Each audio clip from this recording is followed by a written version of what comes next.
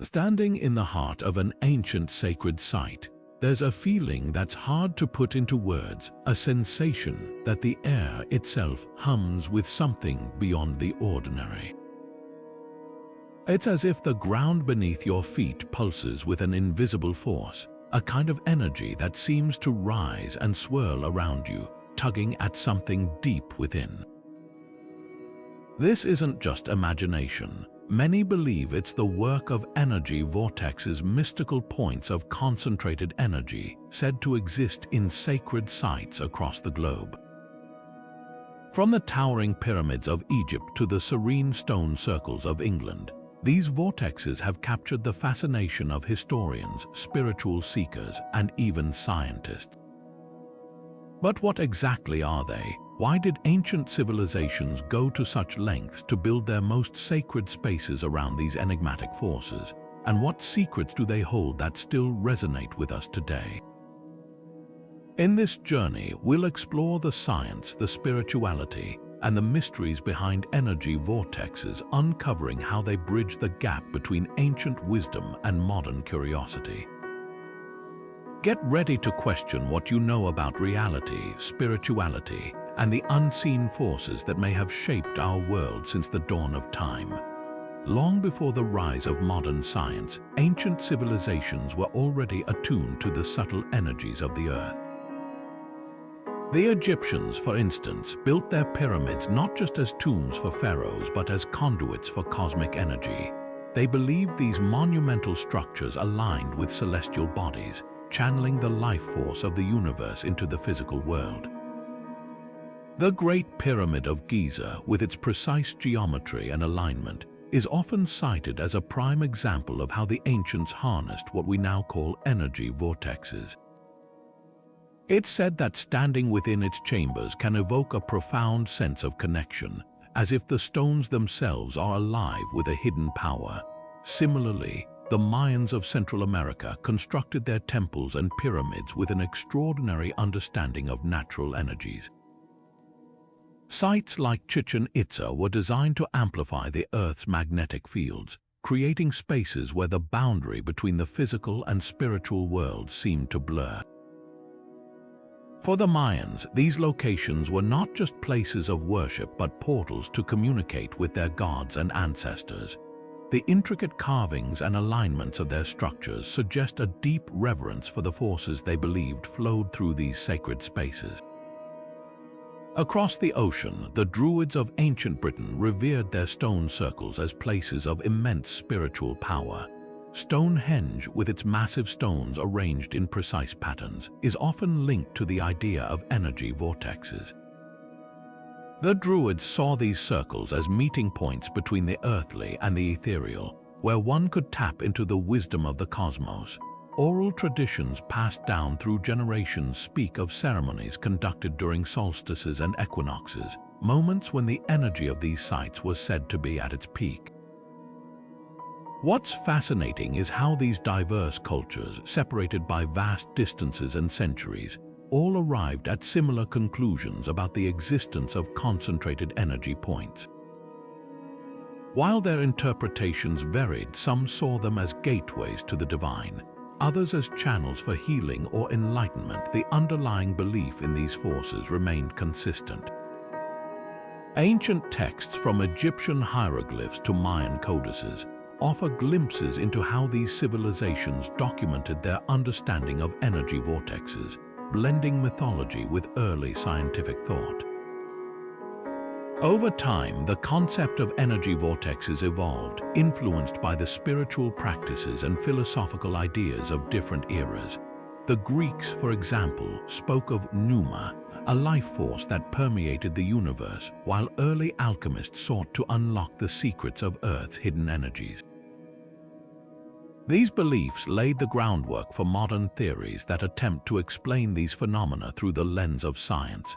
As we move forward, we'll explore how contemporary research is beginning to shed light on what the ancients might have sensed and how these mysterious forces continue to captivate us today. So how does modern science approach the idea of energy vortexes? While ancient cultures might have attributed these phenomena to divine forces or cosmic connections, today's researchers often look to the Earth itself for answers. One of the most compelling theories revolves around geomagnetic anomalies, areas where the Earth's magnetic field behaves unusually. These anomalies are thought to create pockets of heightened energy, which some believe could explain the sensations people report at sacred sites. For example, Sedona, Arizona, a place renowned for its spiritual energy, sits atop a region with significant geomagnetic activity. Visitors often describe feeling a profound sense of calm or even a tingling sensation when standing in certain spots, which researchers link to these magnetic irregularities.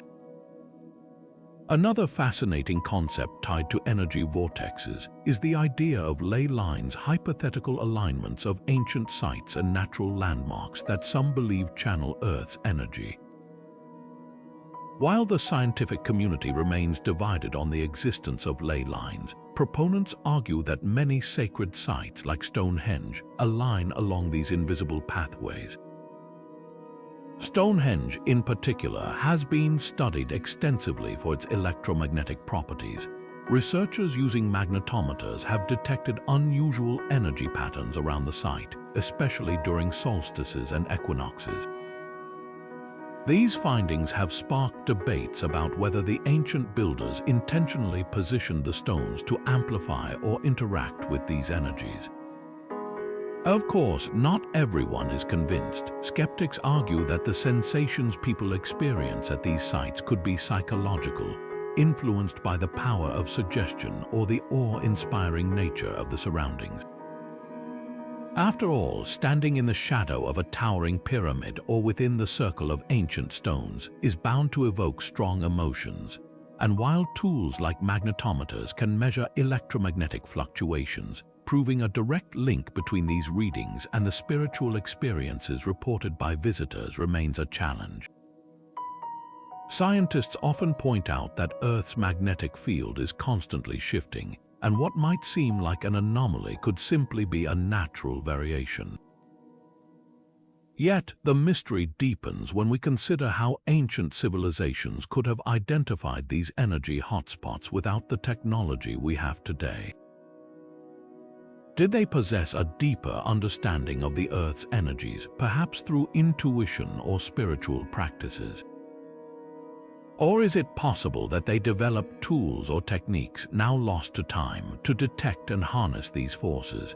The alignment of sacred sites with celestial events, the precision of their construction, and the universal recognition of these places as spiritually significant suggest that they knew something we are only beginning to rediscover.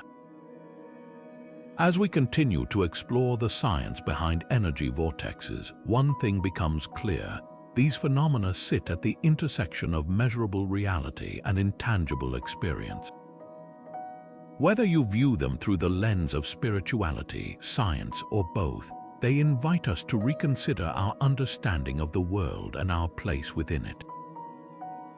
And as we delve deeper into this mystery, we'll uncover how the ancients might have tapped into these energies and what their knowledge could mean for us today. One of the most intriguing questions surrounding energy vortexes is how ancient civilizations without modern technology could have identified these powerful sites. The answer may lie in a combination of practical tools, spiritual practices, and a profound connection to the natural world. Take dowsing rods, for instance. Used for centuries to locate underground water sources, these simple tools, often made of wood or metal, were believed to respond to unseen energies. Some historians suggest that dowsing rods might have also been employed to detect the subtle forces of energy vortexes, guiding ancient builders to places where the Earth's energy was most concentrated. Similarly, pendulum divination, a practice involving a weighted object suspended on a string, was used to interpret the flow of energy, helping to determine the most auspicious locations for sacred sites. But these tools were only part of the equation. For many ancient cultures, intuition and spiritual insight played a central role in identifying energy vortexes. Shamans, priests, and spiritual leaders were often seen as intermediaries between the physical and spiritual realms, able to sense the presence of powerful energies. Through meditation, ritual, and dreams, they sought guidance from the natural world and the cosmos, trusting their inner wisdom to lead them to places of heightened energy.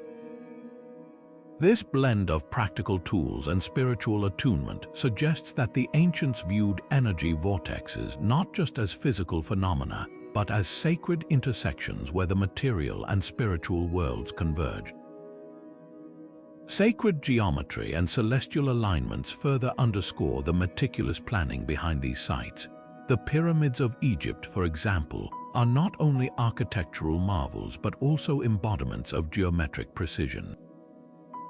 Their alignment with stars like Orion's belt suggests a deep understanding of astronomy, hinting that celestial patterns were used to identify and amplify Earth's energy points.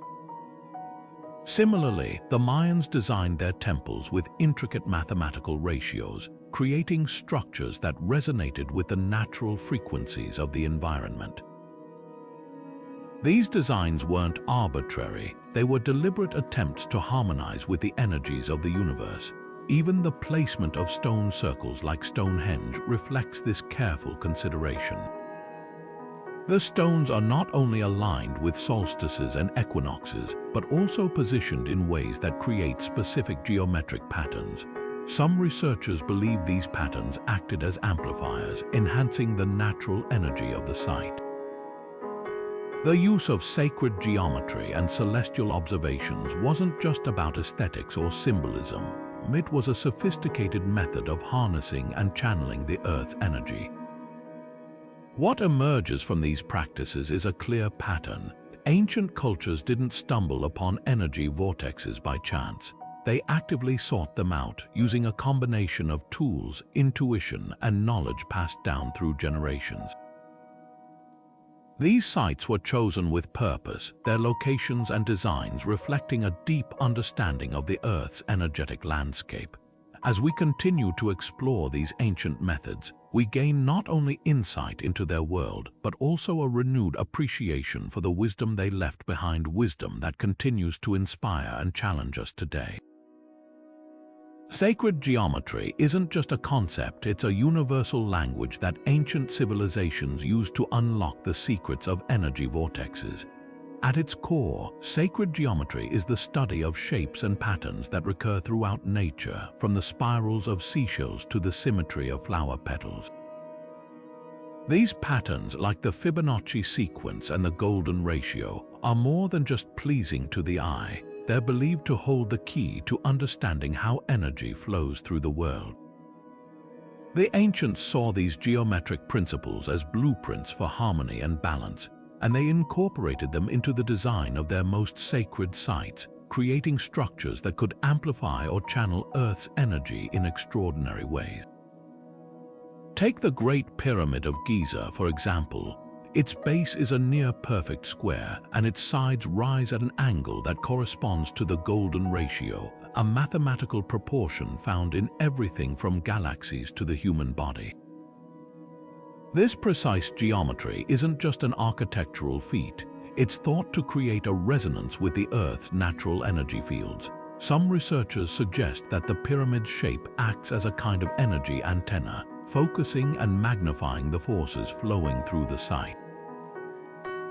When you stand inside the king's chamber, surrounded by the pyramid's perfect proportions, it's easy to imagine how these geometric principles could enhance the sensations often reported at energy vortexes.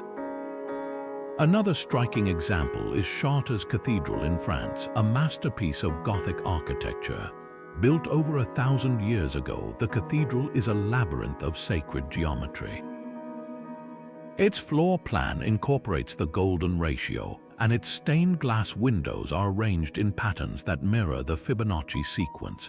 The cathedral's builders believed that these designs could elevate the spiritual experience of those who entered, creating a space where divine energy could flow freely. Visitors often describe feeling a profound sense of peace or heightened awareness when inside, as if the very structure is alive with an unseen force. It's a testament to how geometry can shape not just a building but the energy within it. But why do these geometric patterns seem to amplify energy? One theory lies in resonance, the idea that certain shapes and proportions can vibrate in harmony with the Earth's natural frequencies. Just as a tuning fork can vibrate at the same frequency as a musical note, sacred sites designed with precise geometry may resonate with the planet's energy fields. This resonance could explain why places like the Great Pyramid or Chartres Cathedral feel so powerful, as if the energy of the Earth is being concentrated and focused through their designs. The integration of sacred geometry into ancient architecture wasn't just about aesthetics or symbolism. It was a deliberate attempt to harness the power of energy vortexes. By aligning their structures with these universal patterns, the ancients created spaces that were not only spiritually significant but also energetically potent. Whether it was the Egyptians, the Mayans, or the medieval builders of Europe, each culture seemed to understand that geometry was a bridge between the physical and the metaphysical, a way to tap into the hidden forces of the universe. As we explore these ancient sites, we begin to see how sacred geometry was more than just a design choice. It was a profound expression of humanity's connection to the cosmos. The precision and intentionality behind these structures remind us that the ancients were not just builders, they were visionaries, crafting spaces where the energy of the earth and the heavens could merge. And as we continue to study these principles, we uncover not only the wisdom of the past, but also the potential to reconnect with the energy that surrounds us in the present. Imagine a vast, invisible web stretching across the earth, connecting ancient temples, stone circles, and sacred mountains in a network of energy pathways. These are ley lines, hypothetical alignments that some believe carry the Earth's energy, creating a grid of power that intersects at specific points, often coinciding with energy vortexes. The concept of ley lines has fascinated historians, spiritual seekers, and even scientists for decades, offering a compelling explanation for why certain sites feel so profoundly charged. But where did this idea come from, and how does it tie into the mysteries of energy vortexes? The story of ley lines begins in the early 20th century with a man named Alfred Watkins, an English antiquarian and amateur archaeologist. While studying maps of the English countryside, Watkins noticed something extraordinary. Ancient sites, churches, burial mounds, and stone circles seemed to align in straight lines across the landscape. He called these alignments ley lines, derived from an Old English word meaning cleared glade, suggesting pathways that early travelers might have used. Watkins believed these lines were ancient trade routes or pilgrimage trails, but others soon speculated that they carried something far more mysterious: Earth's hidden energy. Watkins' theory sparked a wave of curiosity, and over time, the idea of ley lines evolved. Modern interpretations suggest these invisible pathways are more than just physical trails. They're conduits for Earth's energy, flowing like rivers of power beneath the surface. Where these lines intersect, they're thought to create energy vortexes, points of intensified energy that ancient cultures recognized and revered. One of the most famous examples is the St. Michael's ley line in England, which stretches from Cornwall to the eastern coast. Along this line, you'll find sites like Glastonbury Tor, Stonehenge, and Avebury, all places steeped in myth and spiritual significance. It's no coincidence that these locations are often described as having a palpable energy, as if the ley line itself is amplifying the power of the vortexes. But how do ley lines influence the energy of vortexes? Some theories propose that these pathways act like natural power lines, channeling Earth's electromagnetic energy to specific points. When multiple ley lines intersect, they create a kind of energetic nexus, a place where the Earth's forces are concentrated and amplified. This could explain why certain sites feel so transformative, as if the energy of the planet is being funneled into a single, potent location. The alignment of sacred sites along these lines also suggests that ancient cultures not only detected these energies, but intentionally built their structures to interact with them. Of course, not everyone accepts the existence of ley lines as a scientific fact. Skeptics argue that the alignments of sacred sites could be coincidental or influenced by cultural trends rather than hidden energy pathways. Yet the sheer number of sites that fall along these lines and the consistent reports of heightened energy at their intersections make it difficult to dismiss the idea entirely. Even if ley lines remain unproven, they offer a fascinating framework for understanding why certain places feel so profoundly different from others. As we consider the role of ley lines in energy vortexes, we're left with a tantalizing question. Did ancient civilizations have a deeper understanding of the Earth's energy than we do today? The precision with which they aligned their sacred sites suggests they may have known something we're only beginning to rediscover. Whether you view ley lines as physical phenomena, spiritual constructs, or a blend of both, they invite us to see the Earth not just as a collection of landscapes, but as a living, breathing entity with its own intricate energy system. And as we explore these connections further, we may find that the secrets of the past hold the key to understanding the energy that surrounds us in the present. Energy vortexes aren't just physical phenomena, they've long been revered as sacred spaces where the spiritual and material worlds intertwine. Across cultures and centuries, these sites have been described as places of profound healing, transformation, and even divine communication. For many spiritual traditions, energy vortexes are not merely locations on a map but portals to higher realms, where the veil between this world and the next feels tantalizingly thin. Whether through meditation, prayer, or ritual, people have sought to harness the energy of these sites to deepen their spiritual practice and connect with something greater than themselves. But what is it about these places that makes them so transformative? And how do spiritual experiences at Vortex sites align with what science is beginning to uncover? Take Sedona, Arizona, for example, a modern-day pilgrimage site for spiritual seekers from around the world. Known for its striking red rock formations and powerful energy vortexes, Sedona has become synonymous with spiritual awakening. Visitors often describe feeling a deep sense of peace, clarity, or even heightened intuition when meditating in these areas. Some report vivid visions, emotional releases, or a profound sense of connection to the universe. These experiences aren't just anecdotal, they're part of a larger tapestry of stories that highlight the transformative power of energy vortexes. One such story comes from a woman who visited Sedona during a period of personal crisis.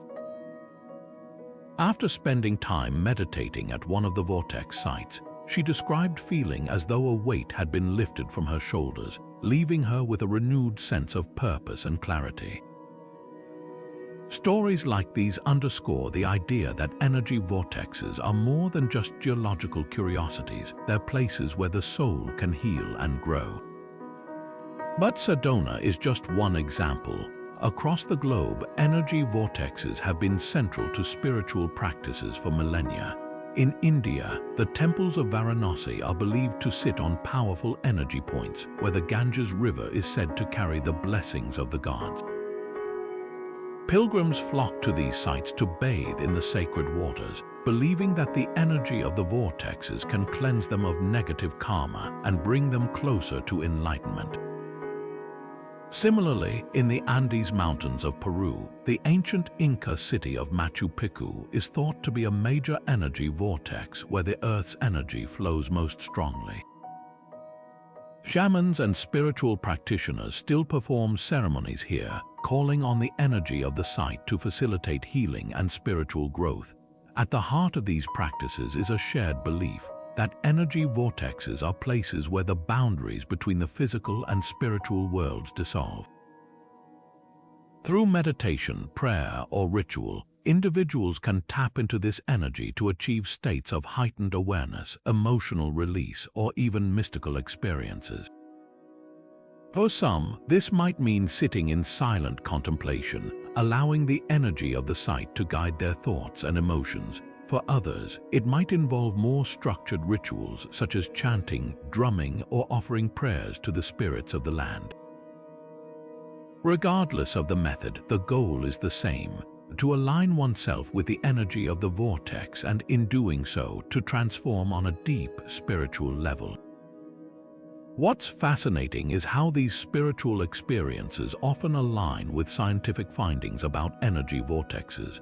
Research into geomagnetic anomalies, for instance, has shown that many sacred sites sit atop areas with unusual magnetic activity. These fluctuations in the Earth's magnetic field have been linked to changes in brain activity, particularly in the regions associated with meditation and altered states of consciousness.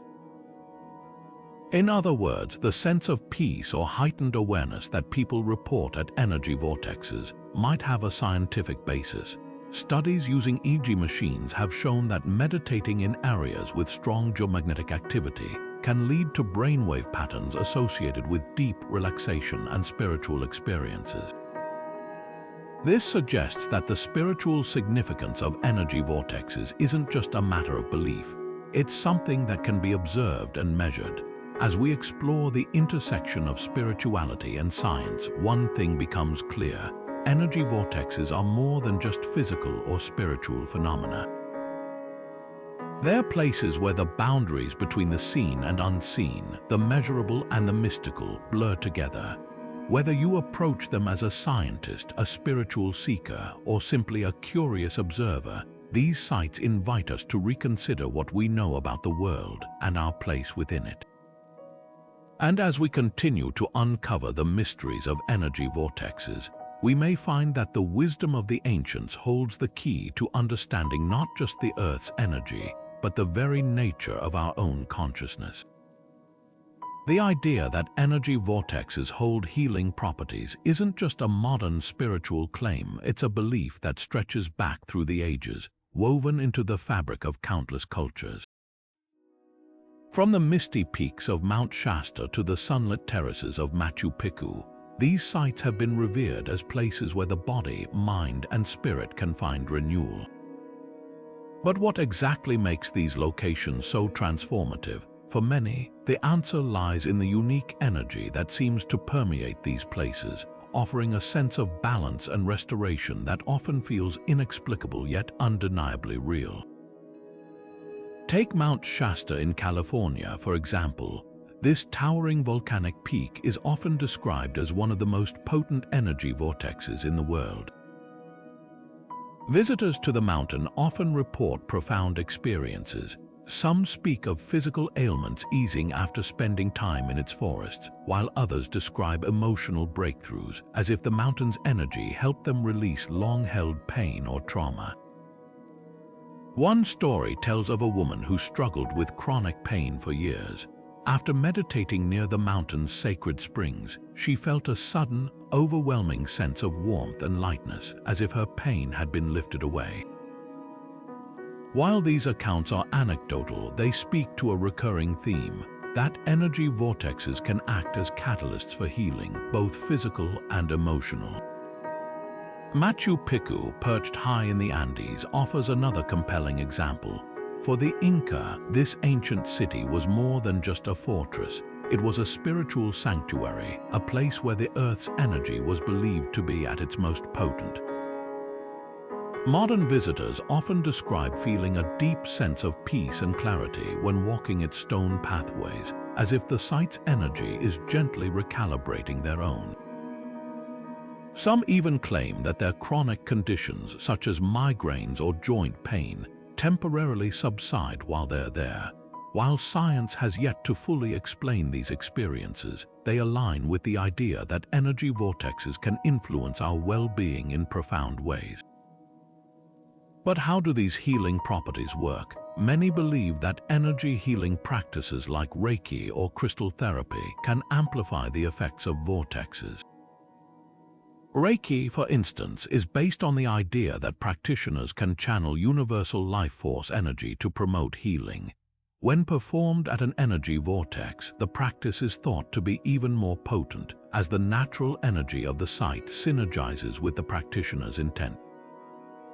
Similarly, crystal therapy often involves placing specific stones at key points on the body or within a space to balance energy.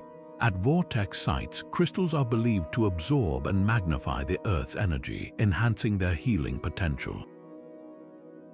For example, quartz crystals, known for their ability to store and transmit energy, are often used in these settings to deepen the connection between the individual and the site's energy. Yet, as compelling as these stories and practices are, they raise an important question. Could there be a scientific explanation for the healing properties of energy vortexes? Some researchers point to the geomagnetic anomalies often found at these sites, suggesting that the Earth's magnetic field might influence our own bioelectric systems. Studies have shown that exposure to certain geomagnetic conditions can affect brain activity, potentially leading to states of relaxation or heightened awareness. Others propose that the negative ions present in places like waterfalls or mountain peaks, common features of vortex sites, could contribute to feelings of well-being.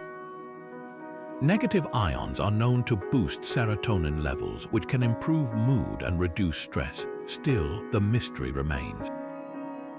Why do some people experience profound healing at these sites, while others feel little more than a sense of awe? Is it the power of suggestion, the energy of the Earth, or a combination of both?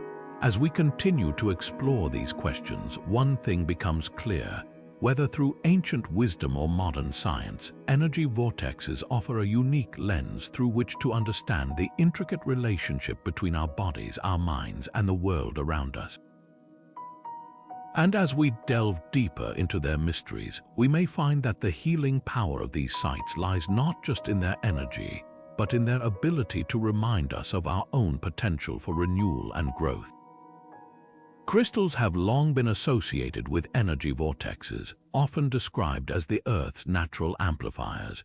These shimmering formations, born deep within the planet's crust, are believed to hold unique properties that interact with the energy of sacred sites. From the quartz crystals embedded in the stones of Stonehenge to the vast crystal caves hidden beneath Brazil's surface, these minerals are thought to play a vital role in enhancing and stabilizing the energy of vortexes. But what is it about crystals that makes them so intertwined with these mysterious forces? And how did ancient cultures harness their power to deepen their connection to the Earth's energy? For centuries, quartz crystals in particular have been revered for their ability to store, amplify, and transmit energy. Ancient cultures seem to understand this intuitively, incorporating crystals into their rituals, architecture, and even their daily lives. At Stonehenge, for example, some researchers suggest that the blue stones used in the monument's construction contain quartz, which could have acted as a natural conductor for the site's energy. When sunlight hits these stones, the quartz within them is said to resonate, creating a subtle yet powerful interaction with the Earth's electromagnetic fields. This might explain why standing within the circle of Stonehenge often evokes such a profound sense of connection. The stones themselves could be amplifying the energy of the vortex. Across the Atlantic, the crystal caves of Brazil offer another fascinating example. Deep within the Earth, these caves are home to some of the largest natural crystals ever discovered, with some reaching lengths of over 30 feet. For centuries, these caves have been considered sacred by indigenous peoples, who believed the crystals held the power to connect them to the spiritual realm. Modern visitors often describe feeling a palpable energy when standing near these massive formations, as if the crystals are vibrating with the Earth's natural frequencies. This aligns with the idea that crystals can act as conduits for energy, helping to stabilize and focus the forces that flow through vortex sites. But how do crystals interact with Earth's energy in a way that feels so transformative? One theory lies in their molecular structure. Crystals like quartz are piezoelectric, meaning they generate an electrical charge when subjected to mechanical stress. This property allows them to interact with electromagnetic fields, potentially amplifying the subtle energies present at vortex sites. Ancient cultures may not have understood the science behind this phenomenon, but they recognized its effects. From the Egyptians, who placed crystals in their tombs to guide the souls of the departed, to the Mayans, who used crystals in healing rituals, these minerals were seen as tools for harnessing and directing energy. The use of crystals wasn't limited to rituals and architecture. They were also integrated into the very design of sacred sites. In some ancient temples, crystals were strategically placed at key points to create energy grids, aligning with the flow of ley lines or the Earth's magnetic fields.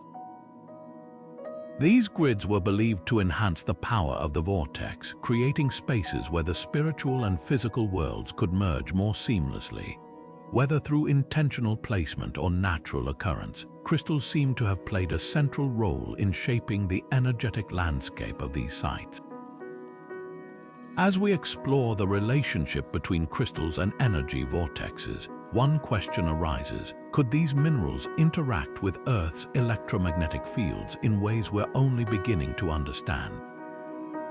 Modern research into the properties of crystals suggests that they might indeed influence the energy around them.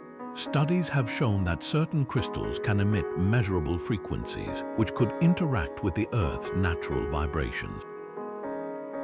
This raises the possibility that the ancients were tapping into a kind of natural technology, using crystals to amplify and stabilize the energy of sacred sites.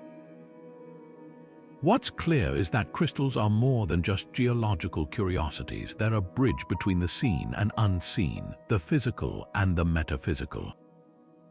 Whether you view them through the lens of science, spirituality, or both, their presence at energy vortexes offers a glimpse into a world where the Earth's energy becomes tangible, even transformative. And as we continue to uncover the secrets of these ancient sites, we may find that the crystals within them hold the key to understanding not just the energy of the past, but the potential for connection and healing in the present. Water has always been more than just a life-sustaining resource. It's a conduit for energy, a medium through which the Earth's forces flow with remarkable intensity.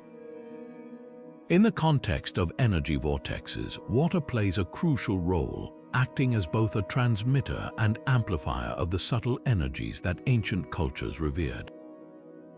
From underground aquifers to bubbling natural springs, water is often found at the heart of sacred sites, its presence believed to enhance the power of these enigmatic places. But why is water so intrinsically linked to energy vortexes? And how does its unique properties contribute to the transformative experiences people report at these locations? One of the most iconic examples of this connection is the Chalice Well in Glastonbury, England. For centuries, this sacred spring has drawn pilgrims seeking healing and spiritual renewal.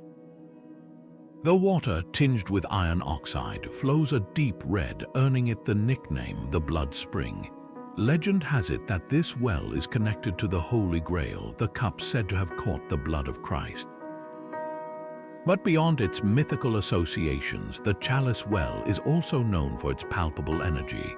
Visitors often describe feeling a profound sense of calm and clarity when near its waters, as if the spring itself is alive with a powerful, healing force. The steady flow of water emerging from deep within the earth is thought to carry the energy of the land, making it a natural vortex site. Similarly, the sacred springs of Delphi in ancient Greece were revered as portals to the divine. The Oracle of Delphi, one of the most famous spiritual figures of antiquity, delivered her prophecies while seated near the Castalian spring.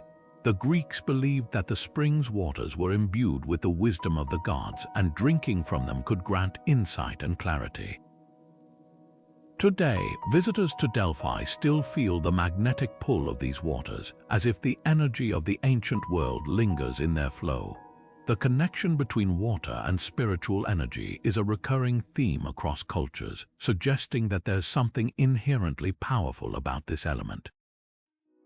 But what makes water such a potent conductor of energy? Scientifically, water is a highly responsive substance, capable of storing and transmitting energy in ways that other materials cannot.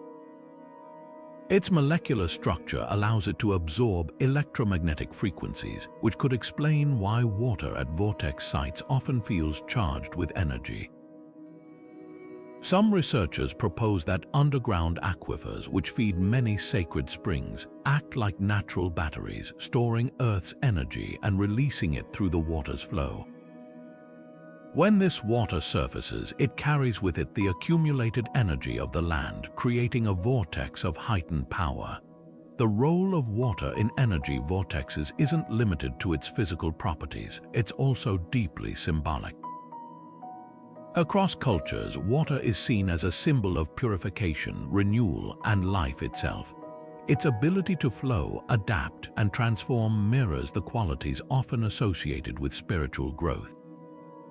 In many traditions, water is used in rituals to cleanse the body and spirit, preparing individuals to connect with higher energies. At vortex sites, this symbolic power is amplified, making water not just a conductor of energy, but also a catalyst for transformation. As we explore the connection between water and energy vortexes, one thing becomes clear. This element is more than just a passive participant in the Earth's energy systems. It's an active force shaping the way we experience these sacred sites and the energies they hold. Whether through its physical properties, its symbolic resonance, or its role in ancient rituals, water is a key to unlocking the mysteries of energy vortexes. And as we continue to study this relationship, we may find that the wisdom of the ancients flows as steadily and powerfully as the waters they revered. The human voice, the rustle of wind through ancient stones, the deep, resonant hum of the earth itself, sound has always been a powerful force in the realm of energy vortexes. Across cultures and centuries, sound has been used not just as a form of communication, but as a tool to activate, amplify, and harmonize the energy of sacred sites. From the rhythmic chants of monks to the natural frequencies of wind and water, sound is believed to interact with the Earth's energy in profound ways, creating a bridge between the physical and the spiritual. But how exactly does sound influence these mysterious forces, and why has it been such a central element in rituals at energy vortexes? Let's explore the fascinating connection between sound and sacred energy. One of the most striking examples of sound's role in energy vortexes can be found in the hypogeum of Hal Saflieni, an underground prehistoric temple in Malta. This ancient site, carved from solid rock over 5,000 years ago, is renowned for its extraordinary acoustic properties. When certain sounds are made within its chambers, like chanting or drumming, they resonate in ways that seem to amplify the energy of the space. The hypogeum's unique architecture creates a kind of natural sound chamber where vibrations reverberate through the stone, producing an almost otherworldly effect. Visitors often describe feeling a deep sense of connection or even a physical tingling when experiencing these sounds, as if the energy of the site is being awakened by the vibrations. It's a powerful reminder of how sound can shape our experience of a place, turning it from a static structure into a living, breathing entity. The Great Pyramid of Giza offers another compelling example of sound's role in sacred energy. While most of us think of the pyramid as a silent, imposing structure, researchers have discovered that its design creates a unique acoustic environment. The pyramid's chambers and passageways are believed to resonate at specific frequencies, some of which align with the natural frequencies of the Earth itself. When sound waves travel through these spaces, they can create standing waves, patterns of vibration that amplify certain tones. Some theories suggest that the ancient Egyptians used these acoustic properties in their rituals, using sound to enhance the energy of the pyramid and connect with the cosmos. Whether through chanting, singing, or the striking of instruments, sound may have been a key to unlocking the pyramid's hidden power. But sound's influence isn't limited to ancient architecture. The concept of sound healing, a practice that uses vibrations to promote physical and emotional well-being, has roots in many cultures. In ancient Greece, for example, the Pythagoreans believed that music and sound could harmonize the soul, bringing it into alignment with the universe. Similarly, Tibetan monks have long used singing bowls to create tones that resonate with the body's energy centers or chakras, promoting balance and healing. At energy vortexes, this practice takes on an even deeper significance. The natural frequencies of these sites, whether from wind, water, or the earth itself, are thought to interact with the vibrations of sound healing, creating a synergy that enhances the experience.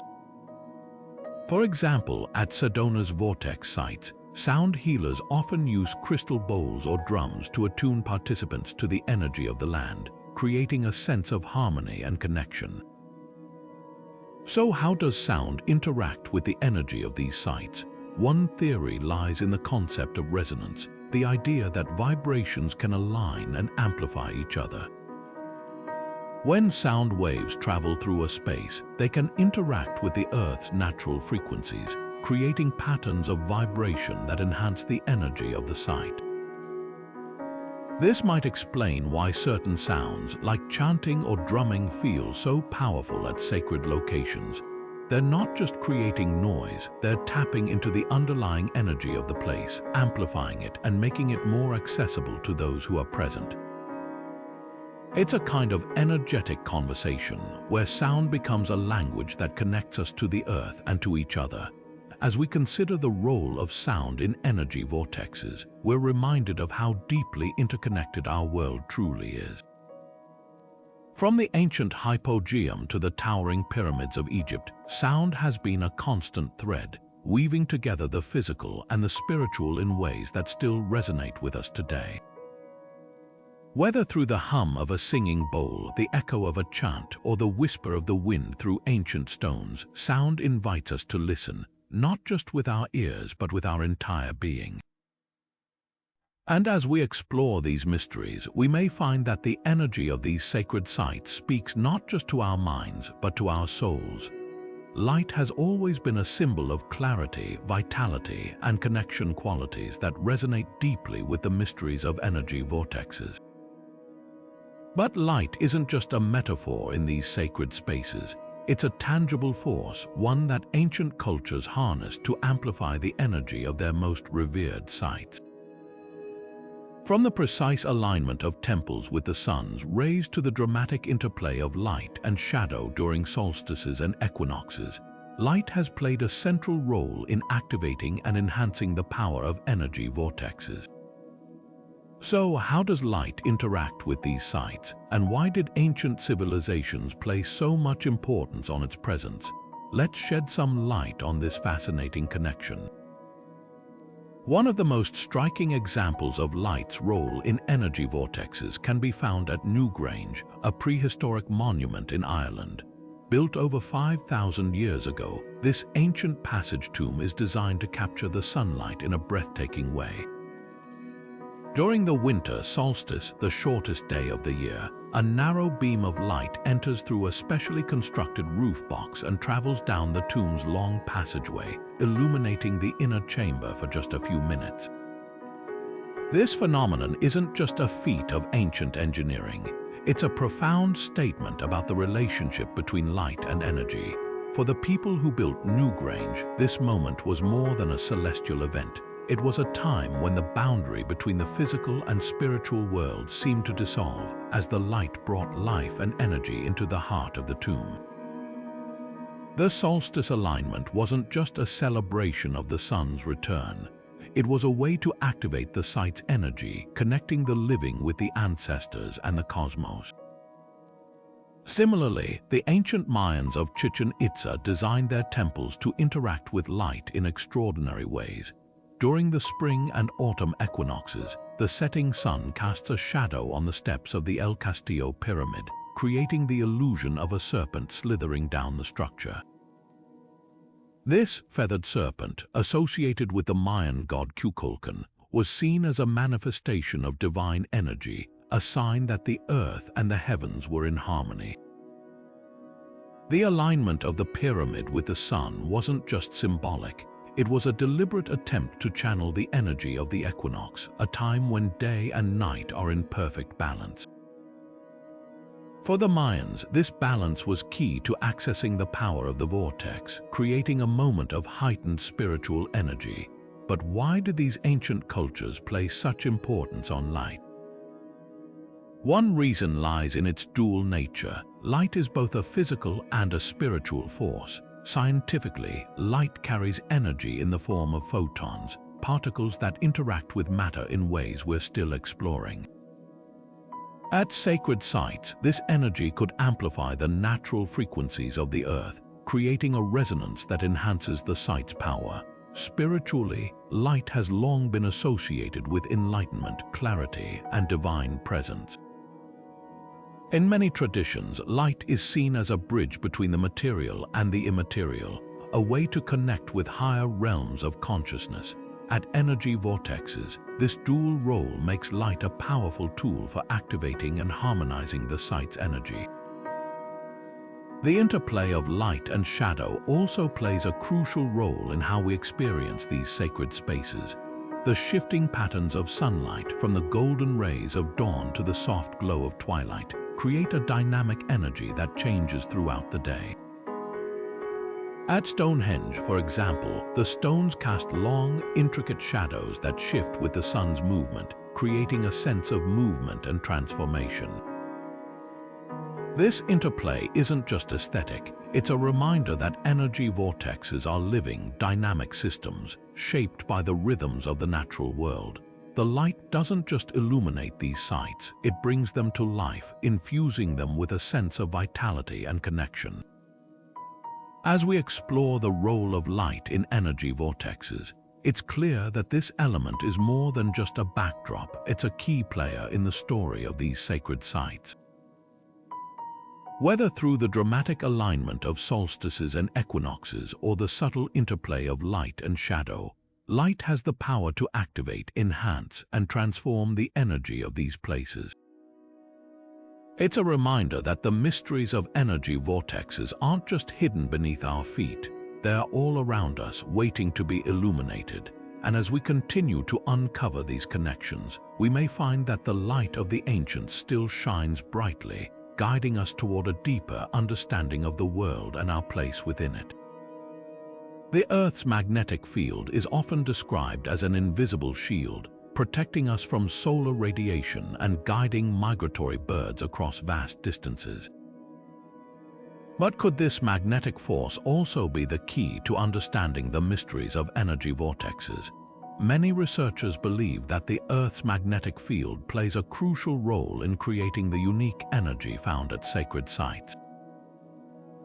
These locations, often marked by unusual geomagnetic activity, seem to interact with the planet's magnetic forces in ways that are both measurable and deeply felt. From the red rock formations of Sedona to the icy expanses of the North Pole, the connection between Earth's magnetism and vortex energy offers a fascinating lens through which to explore these ancient phenomena. Take Sedona, Arizona, for instance, a place renowned for its spiritual energy and breathtaking landscapes. Scientific studies have shown that Sedona sits atop a region with significant geomagnetic anomalies. These fluctuations in the Earth's magnetic field are believed to create pockets of heightened energy, which some visitors describe as feeling like a gentle hum or a tingling sensation. For many, this energy isn't just a physical experience, it's deeply transformative, offering a sense of peace, clarity, or even emotional release. Could these magnetic anomalies explain why Sedona has become a modern-day pilgrimage site for spiritual seekers? The answer might lie in how the human body interacts with these subtle forces. Research suggests that changes in geomagnetic fields can affect brain activity, particularly in areas associated with meditation and altered states of consciousness. This could explain why so many people report profound spiritual experiences at vortex sites like Sedona. They're not just connecting with the land, but with the Earth's magnetic energy itself. But Sedona is just one example. At the North Pole, another region known for its intense geomagnetic activity, the interplay between Earth's magnetic field and energy vortexes takes on a different dimension. The North Pole is famous for its geomagnetic storms, powerful disturbances in the Earth's magnetosphere caused by solar winds. These storms create stunning auroras, but they also generate fluctuations in the planet's magnetic field. Some researchers speculate that these geomagnetic storms could amplify the energy of vortex sites, creating conditions where the spiritual and physical worlds intersect more dramatically. Indigenous cultures in the Arctic have long revered these phenomena, seeing the auroras as manifestations of divine energy. Could their understanding of these magnetic forces have been more advanced than we realize? The idea that ancient cultures might have sensed and harnessed Earth's magnetic fields is both intriguing and plausible. While they lacked the technology to measure these forces, their deep connection to the natural world may have given them an intuitive understanding of how energy flowed through the Earth. For example, the ancient Chinese practice of Feng Shui, which focuses on harmonizing spaces with the flow of energy, or Kai, may have been influenced by geomagnetic principles. Similarly, the placement of sacred sites like Stonehenge and the Great Pyramid of Giza along specific geomagnetic lines suggests that these cultures were attuned to the Earth's magnetic grid in ways we're only beginning to understand. What's fascinating is how modern science is starting to catch up with ancient wisdom. Tools like magnetometers and GPS mapping allow researchers to study the geomagnetic properties of sacred sites in unprecedented detail. At Stonehenge, for instance, scientists have detected unusual electromagnetic patterns, particularly during solstices and equinoxes. These findings align with the ancient belief that certain times of the year amplify the energy of these sites. While we may never know exactly how ancient cultures sensed these magnetic fields, their ability to align their most sacred spaces with the Earth's energy suggests a profound understanding of the forces at play. As we explore the role of Earth's magnetic field in energy vortexes, one thing becomes clear: these phenomena are more than just spiritual curiosities. They're a testament to the intricate relationship between the Earth and humanity, a reminder that we're deeply connected to the forces that shape our planet. Whether through the geomagnetic anomalies of Sedona, the auroras of the North Pole, or the ancient alignments of sacred sites, the Earth's magnetic energy invites us to reconsider what we know about the world and our place within it. And as we continue to uncover these connections, we may find that the wisdom of the past holds the key to unlocking the mysteries of the present. Have you ever considered that the energy of a place might not just exist on its own, but could also be shaped by the people who visit it? This leads us to a fascinating idea that human consciousness might play a role in how energy vortexes function. It's a concept that bridges science and spirituality, suggesting that our thoughts, intentions, and even our presence could influence the energy of these sacred sites. But how does this work, and what evidence do we have to support such a connection? Let's dive into the intriguing relationship between consciousness and energy vortexes. One of the most compelling theories comes from quantum physics, particularly the observer effect. This principle suggests that the act of observing a phenomenon can alter its behavior. In the quantum world, particles behave differently when they're being watched, almost as if consciousness itself has the power to shape reality. Some researchers believe this idea could extend to energy vortexes as well. When people visit these sites with a focused intention, whether to meditate, heal, or connect spiritually, they might be influencing the energy around them. It's as if the collective consciousness of those present becomes a kind of tuning fork, harmonizing with the Earth's energy and amplifying its effects. This could explain why many sacred sites feel more powerful during ceremonies or group meditations, as if the energy is being activated by the intentions of those who gather there. There are countless stories of individuals who claim to have experienced this connection firsthand. Take, for example, a woman who visited Sedona's Bell Rock Vortex. She describes sitting quietly, focusing her thoughts on gratitude and peace, when she suddenly felt a wave of energy wash over her. She later learned that others in the area had reported similar sensations at the same time, as if their collective intentions had created a ripple effect in the vortex's energy. While these accounts are subjective, they highlight the possibility that our consciousness isn't just a passive observer. It might be an active participant in shaping the energy of these sites. Another angle comes from the field of bioenergetics, which studies the flow of energy within living systems.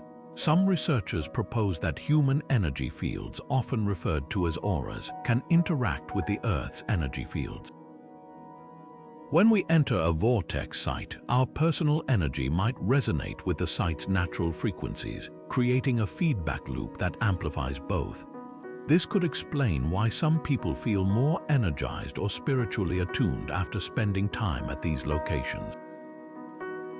It's as if the vortex acts as a mirror, reflecting and magnifying the energy we bring with us. But what about the skeptics? They argue that these experiences could be the result of suggestion or the power of belief. After all, if you visit a place expecting to feel something extraordinary, your mind might create that experience for you. Yet, even this perspective raises an interesting question. If our beliefs and expectations can shape our experience of energy vortexes, doesn't that still point to a profound connection between consciousness and energy? Whether the energy is external, internal, or a blend of both, the fact remains that these sites have a unique ability to evoke powerful responses in those who visit them. As we explore the role of consciousness in energy vortexes, one thing becomes clear: the boundary between the observer and the observed is far more fluid than we might think. Whether through quantum physics, personal stories, or the interplay of energy fields, these sites invite us to consider how deeply interconnected we are with the world around us. They challenge us to ask, if our thoughts and intentions can influence the energy of a place, what does that mean for our understanding of reality itself? And as we continue to explore this mystery, we may find that the true power of energy vortexes lies not just in the Earth, but within us. Animals have long been regarded as sensitive to the unseen forces of the world, often acting as our silent guides to the mysteries of energy vortexes. From the graceful flight of migratory birds to the curious behavior of household pets, animals seem to possess an innate ability to sense and respond to the subtle energies that flow through these sacred sites. Their reactions, sometimes inexplicable to us, offer a fascinating glimpse into how the natural world interacts with the Earth's hidden forces. But what exactly do animals experience at these locations, and what can their behavior teach us about the energy of these places? Let's explore the role of animals in energy vortexes and uncover the stories that suggest they might be far more attuned to these phenomena than we are. One of the most striking examples comes from the world of birds. Migratory species like geese and cranes are known to follow specific flight paths that align with Earth's geomagnetic fields. These invisible lines of energy act like a natural GPS, guiding birds across vast distances with remarkable precision. Some researchers believe that these migratory routes may intersect with energy vortexes, creating points where the bird's navigation is enhanced or altered. For instance, certain sacred sites along these routes, such as the ancient stone circles of Scotland, are often visited by flocks of birds during migration seasons. Locals have reported seeing birds circling these sites in unusual patterns, as if drawn to the energy emanating from the ground. Could it be that these birds are not just following magnetic fields but are also sensing the heightened energy of vortexes, using them as rest stops or waypoints on their journeys? The idea opens up a fascinating connection between animal behavior and the Earth's energetic landscape. Closer to home, domestic animals like cats and dogs often display curious behaviors at vortex sites. Stories abound of pets acting unusually calm, alert, or even agitated when visiting these locations. In Sedona, for example, some dog owners have shared anecdotes of their pets becoming unusually still or focused, as if tuning into something invisible to human senses. Cats, known for their sensitivity to energy, have been observed gravitating towards specific spots in homes built near vortex sites, often curling up in these areas as if recharging themselves. These behaviors aren't just coincidental, they hint at a deeper connection between animals and the Earth's energy. Some researchers suggest that animals with their heightened senses might be picking up on electromagnetic fluctuations or subtle vibrations that humans cannot detect.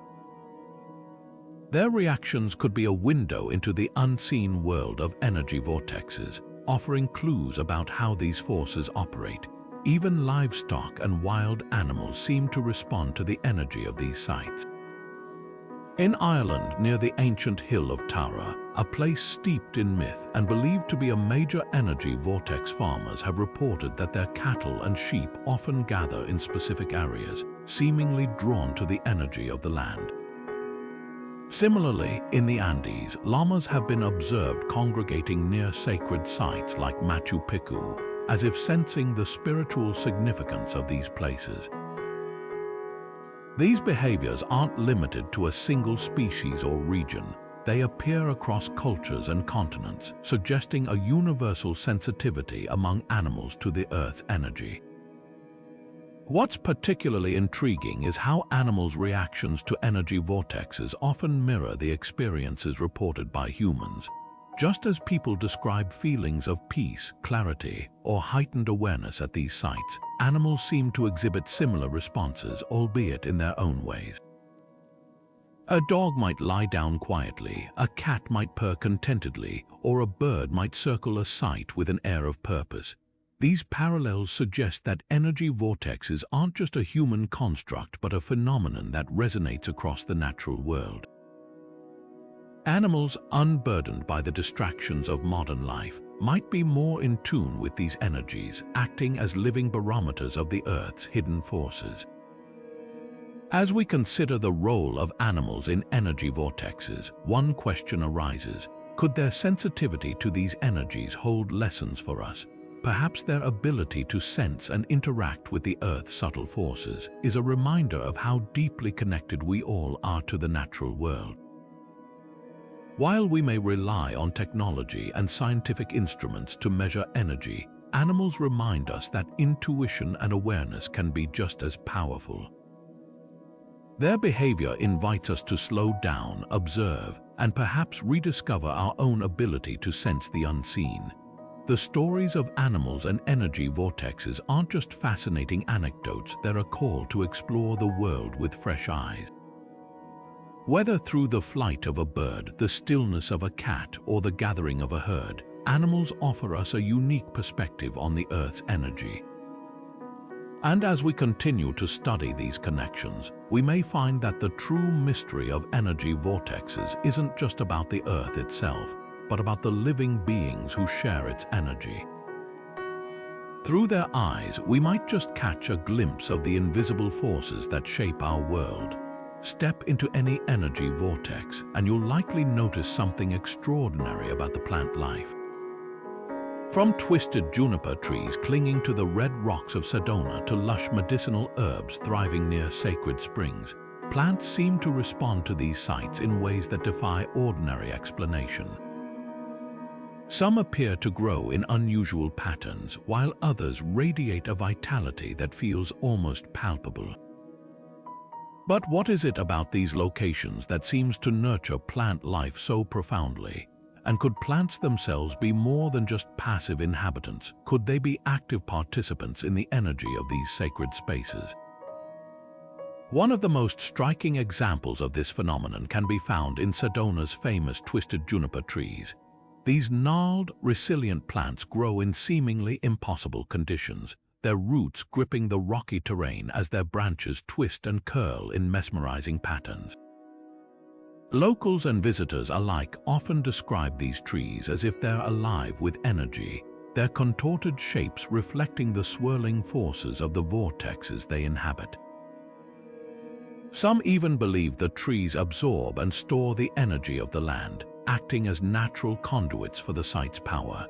It's a reminder that plants, much like animals and humans, might be deeply attuned to the Earth's subtle energies, responding in ways that are both visible and invisible. But the connection between plants and energy vortexes goes beyond mere appearance. In places like the Chalice Well in Glastonbury, medicinal plants such as yarrow, vervain, and mugwort flourish near the sacred spring. These herbs have long been associated with healing and spiritual practices, their presence at vortex sites suggesting a symbiotic relationship between the plants and the energy of the land. For centuries, healers and shamans have used these plants in rituals, believing that their proximity to the vortex enhances their potency. The idea isn't just rooted in folklore. Modern research into plant biochemistry has shown that environmental factors, including electromagnetic fields, can influence a plant's growth and chemical composition. Could the energy of vortexes be shaping these plants in ways we're only beginning to understand?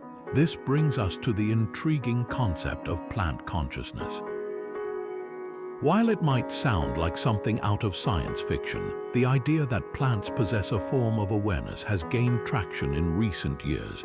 Studies have shown that plants can respond to stimuli, communicate with one another, and even exhibit behaviors that suggest a kind of intelligence.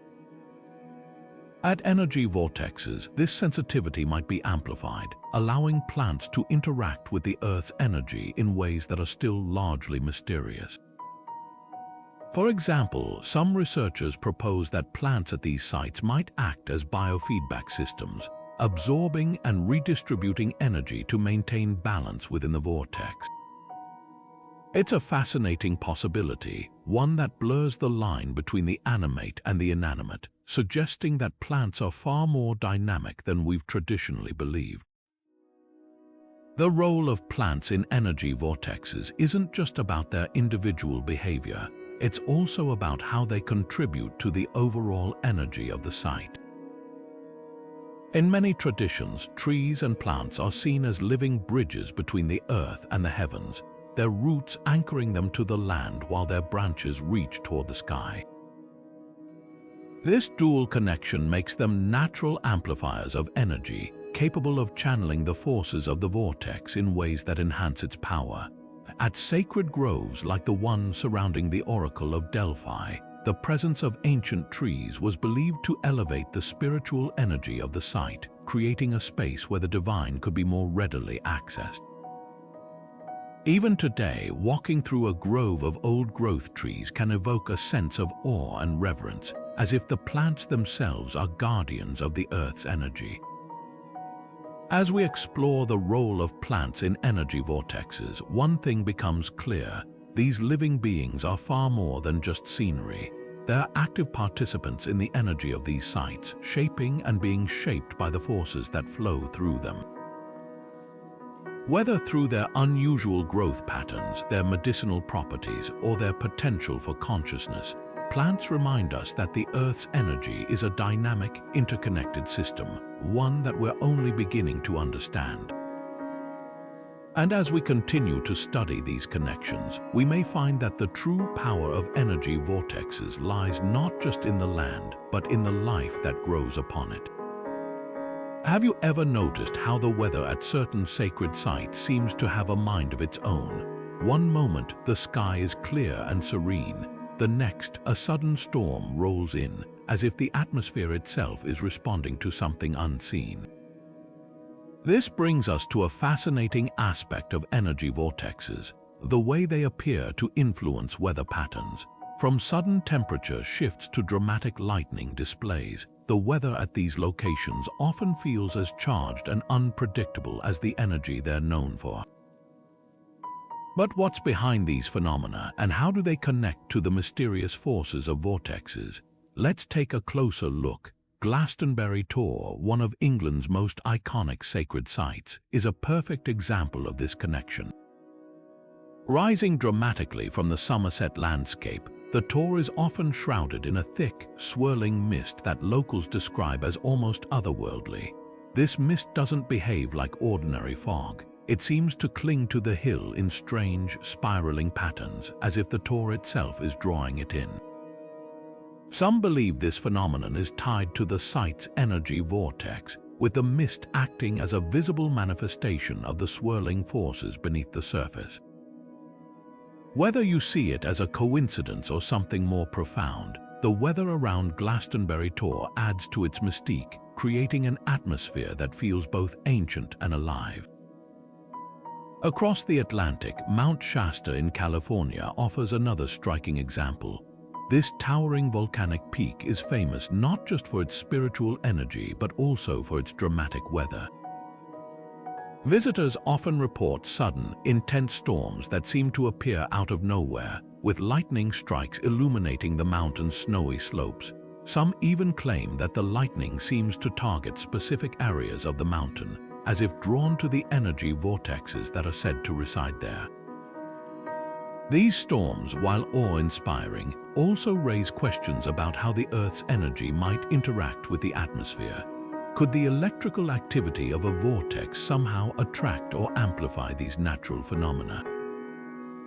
It's a theory that bridges the gap between ancient beliefs and modern meteorology, but it's not just storms and mist that make these sites so intriguing. Temperature changes are another common feature at energy vortexes, often described as sudden and inexplicable. In Sedona, for instance, visitors have reported feeling pockets of warmth or coolness in specific areas, even when the surrounding environment remains consistent. These microclimates seem to defy explanation, as if the energy of the vortex is influencing the air itself. Some researchers suggest that these temperature fluctuations could be linked to underground water sources or geothermal activity, both of which are often found near vortex sites. Yet the precision with which these changes occur often in small, localized areas hints at something more complex, as if the energy of the vortex is shaping the environment in subtle but significant ways. So, how might weather and energy vortexes be connected? One possibility lies in the Earth's electromagnetic field. Vortexes are often associated with geomagnetic anomalies, areas where the planet's magnetic field behaves in unusual ways. These anomalies could potentially influence atmospheric conditions, creating localized weather patterns that seem to defy the norm. For example, changes in electromagnetic activity might affect the movement of air currents or the formation of clouds, leading to the sudden storms or misty conditions often reported at these sites. While this idea is still largely speculative, it offers a fascinating perspective on how the Earth's hidden energies might shape the world around us. Another angle comes from the concept of resonance, the idea that energy vortexes create vibrations that interact with the atmosphere. Just as sound waves can influence the behavior of water or air, the subtle energies of a vortex might resonate with the surrounding environment, creating ripples that manifest as weather changes. This theory aligns with ancient beliefs that sacred sites are places where the earth and sky are in constant dialogue, their energies merging to create a dynamic, ever-changing landscape.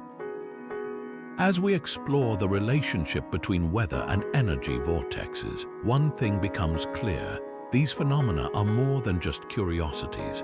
They're a reminder of how deeply interconnected our world truly is, from the ground beneath our feet to the skies above. Whether through sudden storms, swirling mists, or inexplicable temperature shifts, The weather at these sites invites us to consider the possibility that the Earth's energy doesn't just shape the land, it shapes the very air we breathe. And as we continue to study these mysteries, we may find that the forces at work are far more intricate and far more wondrous than we ever imagined. Time is a constant in our lives, ticking away with unyielding precision, or so we think. But what if time itself bends and shifts, not just in the realms of science fiction, but in the very real energy vortexes that dot our planet? Reports from sacred sites around the world suggest that time doesn't always behave as we expect it to. Visitors often describe experiencing time dilation, where minutes stretch into hours, or the opposite, where hours seem to pass in the blink of an eye. These altered perceptions of time hint at something extraordinary happening at these locations, something that challenges our understanding of reality itself. Take Machu Picchu, for example. Nestled high in the Andes, this ancient Inca city is more than just a marvel of engineering. It's a place where time seems to stand still.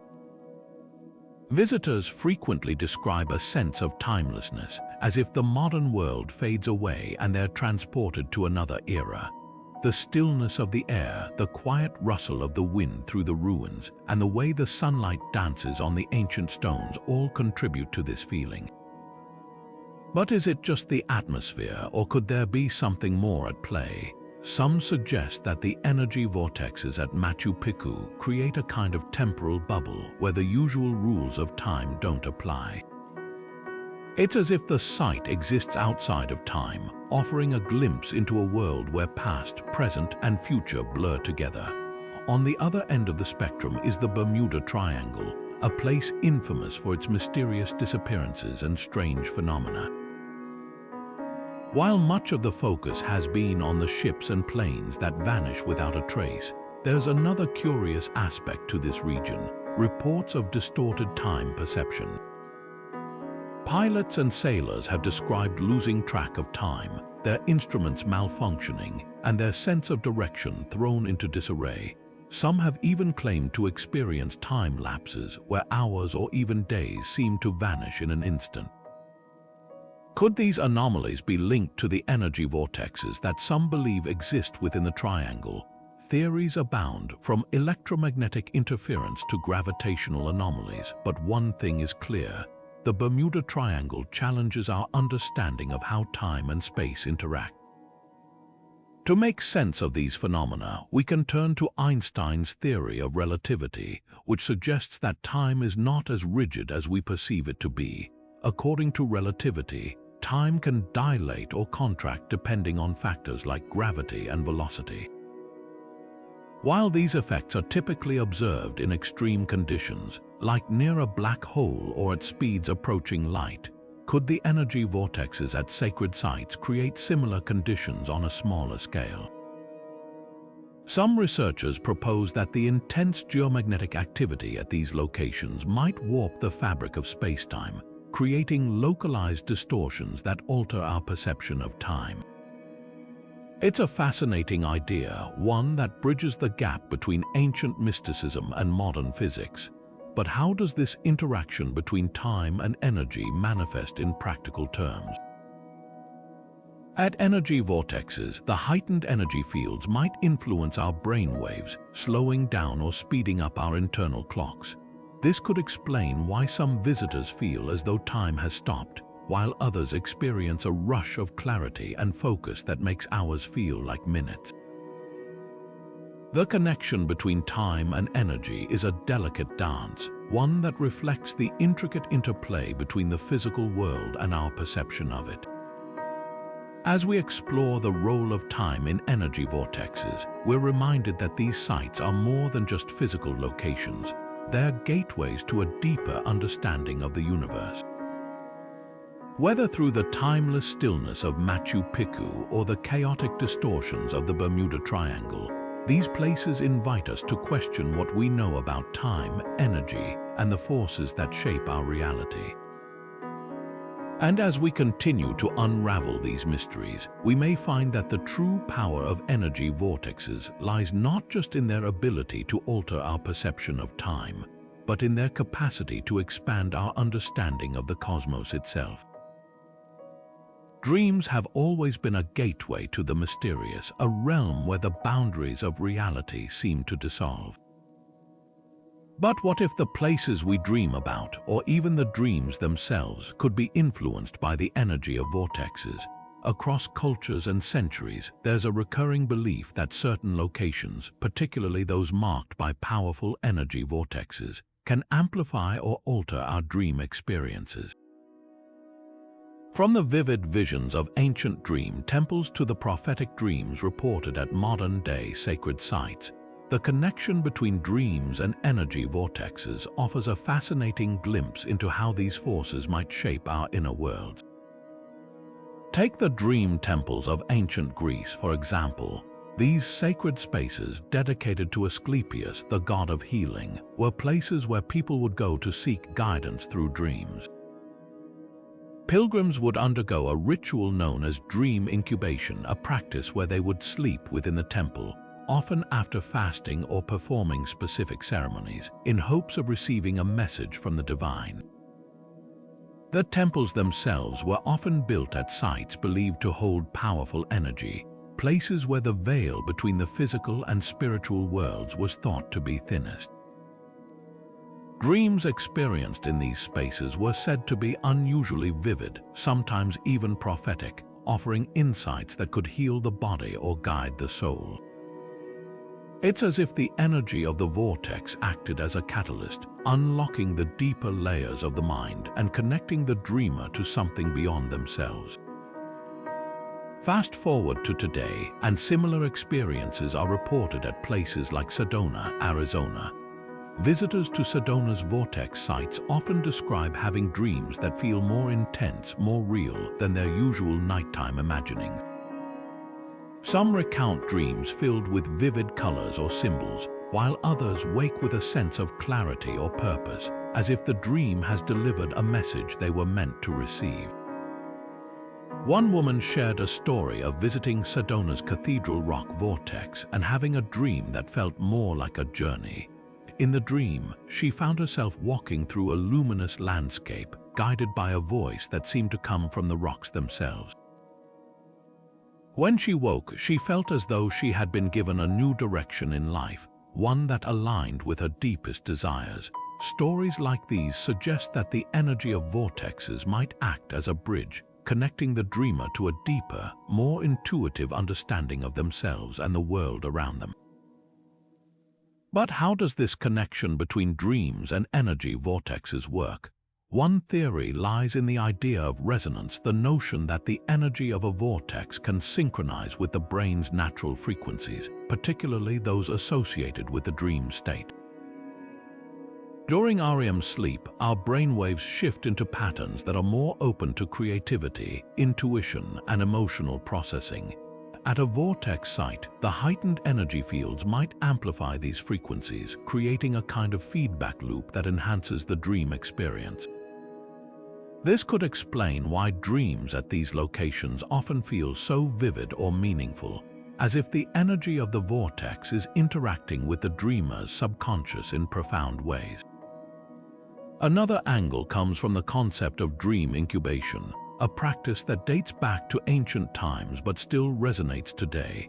At energy vortexes, the act of setting an intention before sleep, whether to seek guidance, healing, or insight, might be more powerful due to the site's energy.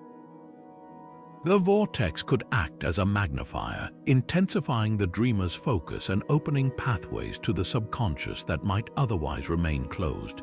This idea aligns with the experiences of many who visit these sites, reporting that their dreams feel more intentional, more connected to their waking lives than dreams experienced elsewhere. Yet the question remains, why do energy vortexes seem to have this effect on dreams?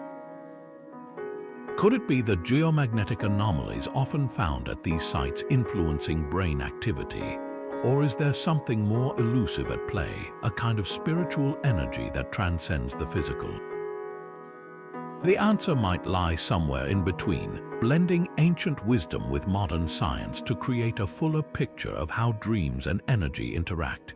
As we explore the role of dreams in energy vortexes, one thing becomes clear. These sites are more than just physical locations, they're catalysts for transformation, both in our waking lives and in the world of dreams. Whether through the ancient rituals of dream temples or the spontaneous visions reported at modern vortexes, these experiences invite us to reconsider the boundaries of reality and the power of the unseen.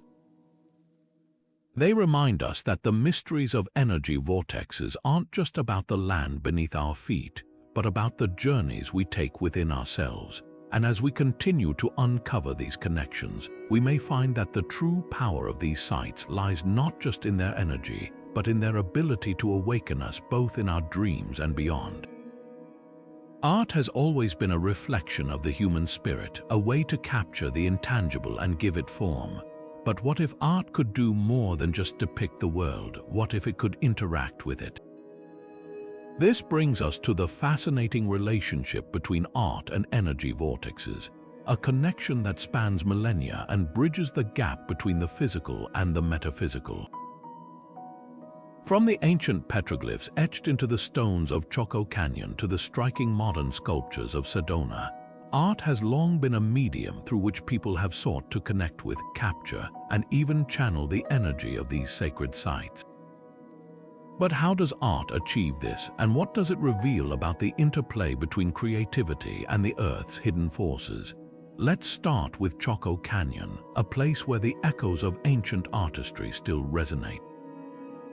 The petroglyphs found here, images carved into rock faces by the ancestral Pueblones, are more than just historical artifacts. They're believed to be energy markers.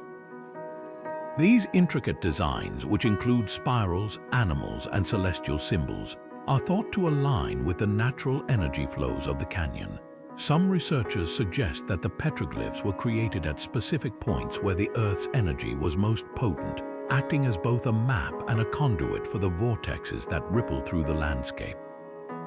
The spiral motifs, in particular, are striking. They seem to mirror the swirling energy patterns often associated with vortexes, as if the artists were capturing the very essence of these forces in stone. It's a reminder that art, at its core, is a dialogue between the creator and the world, a way to translate the unseen into something tangible. Fast forward to the present day, and the connection between art and energy vortexes remains as strong as ever. In Sedona, modern artists have embraced the idea that their work can interact with the land's energy in profound ways. Sculptures like the Earth Wisdom installation, a series of massive stone monoliths arranged in a spiral pattern, are designed to harmonize with the vortexes that pulse beneath the surface. Visitors often describe feeling a sense of calm or clarity when standing near these pieces, as if the art is amplifying the site's natural energy.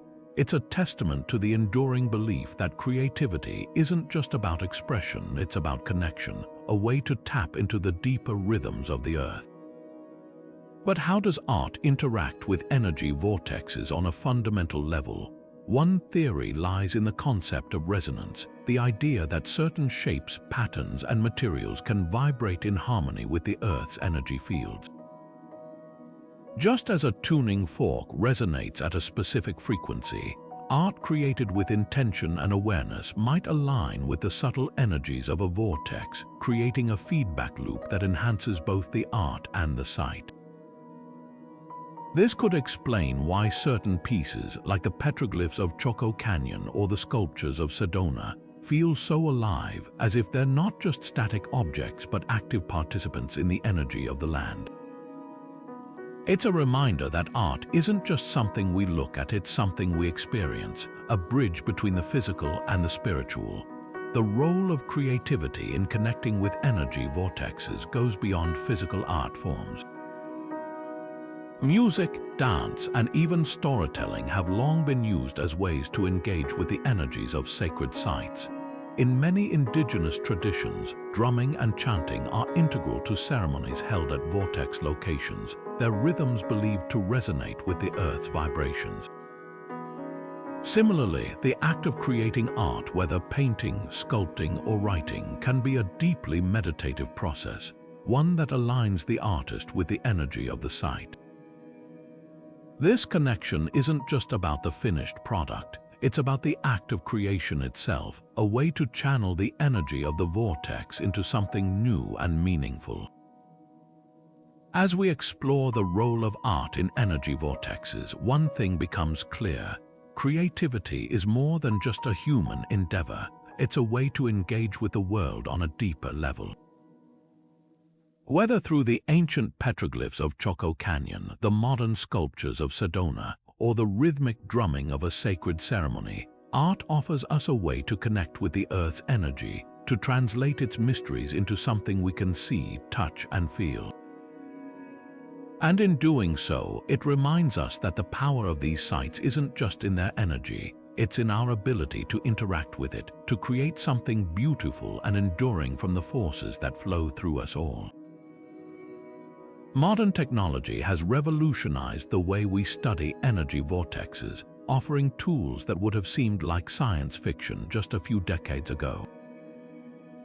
From drones capturing intricate aerial views of sacred sites to satellite imaging revealing hidden patterns in the landscape, these advancements are helping us uncover the secrets of these enigmatic locations with unprecedented precision. But with new tools come new challenges. How do we interpret the data we collect? And what might these technologies reveal about the ancient wisdom that has long surrounded these sites? One of the most exciting developments is the use of drones to map and analyze sacred sites. These aerial devices can capture high-resolution images and 3D models of locations like Stonehenge or Machu Picchu, offering insights that ground-based surveys might miss. For example, drone footage has revealed subtle alignments and geometric patterns in the placement of stones or buildings, supporting theories about how ancient cultures designed these sites to interact with Earth's energy. Drones also allow researchers to study areas that are difficult or dangerous to access, such as remote mountain peaks or dense jungles. The result is a more comprehensive understanding of how these sites function, both as physical structures and as conduits for energy. Satellite imaging has also played a crucial role in unlocking the mysteries of energy vortexes. By analyzing data from satellites, researchers can detect patterns in the Earth's surface that might indicate the presence of ley lines or geomagnetic anomalies. For instance, satellite imagery has been used to map the St. Michael's ley line in England, a hypothetical energy pathway that connects several sacred sites, including Glastonbury Tor and Avebury. These images reveal not just the physical alignment of these locations, but also subtle variations in the landscape that might correspond with the flow of energy. It's a fascinating intersection of ancient belief and modern science, where technology helps us see what the ancients might have sensed intuitively. But perhaps the most intriguing technological breakthrough is the use of magnetometers and other sensors to measure electromagnetic activity at vortex sites. These devices can detect fluctuations in the Earth's magnetic field, offering clues about why certain locations feel so energetically charged. At Stonehenge, for example, researchers have used magnetometers to identify unusual electromagnetic patterns, particularly during solstices and equinoxes. These findings align with ancient beliefs that certain times of the year amplify the energy of these sites, suggesting that the ancients might have had a deeper understanding of Earth's magnetic forces than we've given them credit for. Yet, technology isn't without its challenges. One of the biggest hurdles is interpreting the vast amounts of data these tools generate. What does it mean when a drone captures a spiral pattern in the landscape, or a satellite detects a subtle shift in the Earth's electromagnetic field? These findings often raise more questions than they answer, requiring researchers to blend scientific analysis with a willingness to explore the unknown. It's a delicate balance, one that requires both technical expertise and an open mind. Another challenge is the risk of over-reliance on technology. While drones and satellites can provide incredible insights, they can't fully capture the intangible qualities that make energy vortexes so special. The sense of awe, the feeling of connection, the moments of clarity that visitors often describe. These experiences remind us that energy vortexes are more than just data points. They're living, breathing entities that resonate with something deep within us.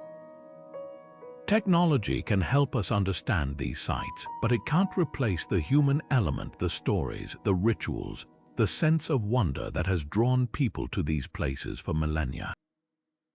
As we continue to explore the role of technology in studying energy vortexes, one question lingers: how might these tools help us unlock the secrets of these ancient sites? Could satellite imaging reveal hidden ley lines we've yet to discover? Might magnetometers help us understand how geomagnetic anomalies influence our consciousness?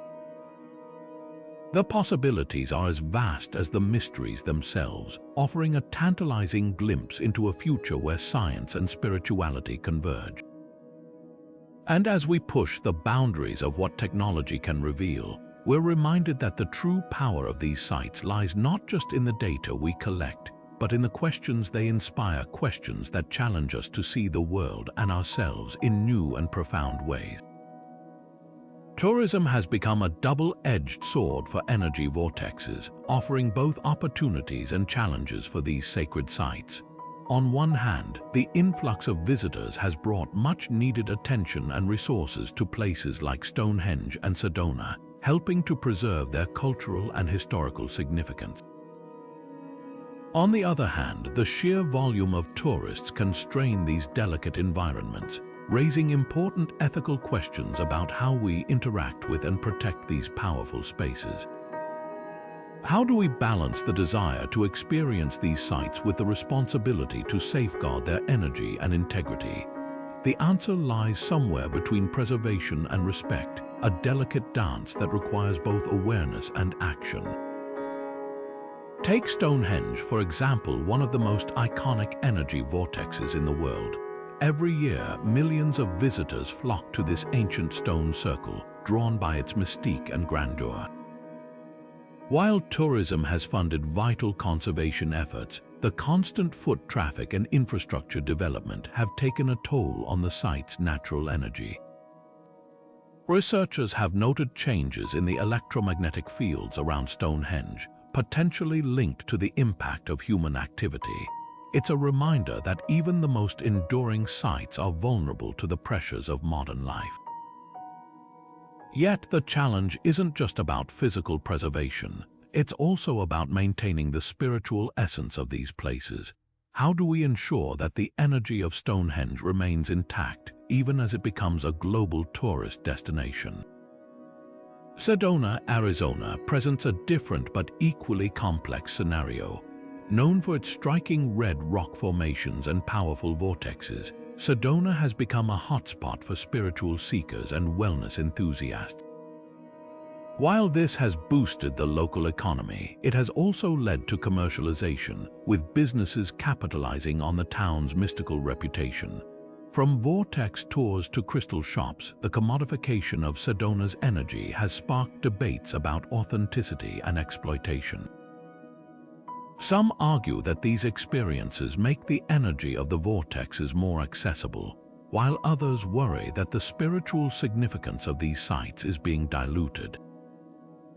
The question isn't just about whether tourism is good or bad.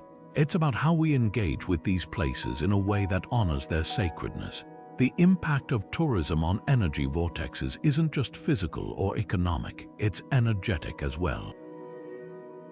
Many believe that the collective energy of visitors can influence the vortexes themselves, either amplifying or disrupting their natural flow. For instance, the positive intentions of a group meditating at a vortex site might enhance its energy, creating a ripple effect that benefits everyone present. Conversely, the chaotic energy of large crowds or disrespectful behavior could potentially disturb the site's natural balance. It's a reminder that our presence at these places isn't neutral, it's an active force that shapes the energy of the vortex. This raises an important question. How can we visit these sites in a way that respects their energy and contributes to their preservation? Ethical tourism offers one possible solution. This approach emphasizes mindfulness and responsibility, encouraging visitors to engage with sacred sites in a way that minimizes harm and maximizes respect. At places like Machu Picchu, for example, strict visitor limits and guided tours help protect the site's fragile ecosystem while still allowing people to experience its energy. Similarly, in Sedona, some tour operators focus on educating visitors about the cultural and spiritual significance of the vortexes, fostering a deeper connection to the land. These efforts remind us that tourism doesn't have to be destructive. It can be a force for good, promoting understanding and stewardship. As we navigate the complexities of tourism and energy vortexes, one thing becomes clear. These sites are more than just destinations. They're living, breathing entities that require our care and respect. Whether through mindful visitation, ethical tourism practices, or simply taking a moment to reflect on our impact, we all have a role to play in preserving these sacred spaces. The energy of these vortexes has endured for millennia, connecting us to the wisdom of the past and the mysteries of the earth. And as we continue to explore these sites, we're reminded that their power lies not just in their energy, but in our ability to honor and protect it for generations to come. Energy vortexes are more than just fascinating phenomena. They're living legacies, places where the Earth's energy intertwines with human history and spirituality. But as these sacred sites face increasing pressures from tourism, climate change, and urban development, the question of conservation becomes more urgent than ever. How do we protect these extraordinary places while still allowing people to experience their power? And what does it mean to preserve not just the physical structures, but the intangible energy that makes them so special? Let's explore the delicate balance between conservation and accessibility, and why safeguarding energy vortexes is essential for future generations. Take Machu Picchu, for instance. This ancient Inca city, perched high in the Andes, is one of the most iconic energy vortexes in the world. Its breathtaking beauty and spiritual significance draw millions of visitors each year, but this popularity comes at a cost. The constant foot traffic has led to erosion of the stone pathways, while the surrounding ecosystem faces strain from infrastructure development. To address these challenges, Peruvian authorities have implemented strict visitor limits and introduced timed entry tickets, ensuring that the site can recover between visits. These measures not only protect the physical integrity of Machu Picchu, but also help preserve the energy that has made it a sacred space for centuries. It's a reminder that conservation isn't just about maintaining structures, it's about honoring the spirit of the place. Similarly, the restoration of ancient temples in places like Cambodia and Egypt highlights the importance of balancing preservation with accessibility. The temple complex of Angkor Wat, for example, has undergone extensive restoration efforts to stabilize its crumbling structures and protect it from the effects of weather and time. Yet, these projects aren't just about repairing stone, they're about reconnecting with the energy that these temples were built to channel. By using traditional techniques and materials, conservationists aim to maintain the vibrational integrity of these sites, ensuring that their energy remains vibrant for generations to come. It's a delicate dance between old and new, where the goal is to honor the past while securing the future. But conservation isn't just a challenge for governments and experts, it's a responsibility we all share. Every visitor to an energy vortex has the power to impact its energy, whether positively or negatively. Simple actions like staying on marked paths, respecting local customs, and minimizing waste can go a long way in preserving these sacred spaces. In Sedona, for example, community-led initiatives focus on educating visitors about the spiritual significance of the vortexes, encouraging mindful engagement with the land. These efforts not only protect the physical environment but also foster a deeper connection between people and the Earth's energy, ensuring that these sites remain vibrant and sacred. The challenges of conservation are complex, but they also offer an opportunity to rethink our relationship with these extraordinary places. How can we ensure that energy vortexes continue to inspire and transform, not just for us, but for the generations that follow? The answer lies in a collective commitment to stewardship where preservation and accessibility go hand in hand. By approaching these sites with respect and mindfulness, we can honor their energy while sharing their magic with the world. And as we navigate this path, we're reminded that the true power of energy vortexes lies not just in their energy, but in our ability to protect and cherish it. Visiting an energy vortex isn't just about standing in a sacred space, it's about stepping into a moment that can change your life. Across the globe, countless people have shared stories of transformation after connecting with these powerful sites. Take Sarah, for example, a woman who traveled to Sedona during a time of deep personal struggle. She describes sitting quietly at Cathedral Rock, her hands resting on the warm red stone when a wave of energy washed over her. In that moment, she felt an overwhelming sense of clarity, as if the weight of her worries had been lifted. For Sarah, the experience wasn't just emotional, it was life-changing. She returned home with a renewed sense of purpose, ready to embrace a path she had long resisted.